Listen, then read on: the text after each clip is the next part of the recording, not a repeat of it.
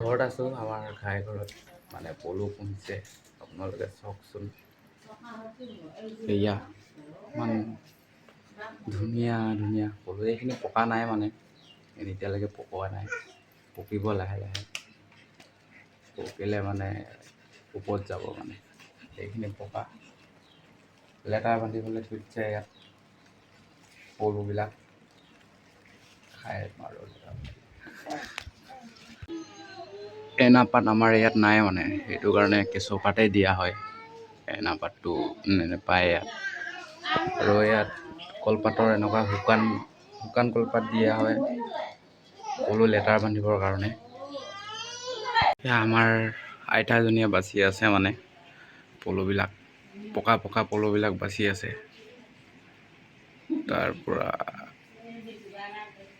এনেকৈ বাচে আৰু পকা পকা পলুবিলাক।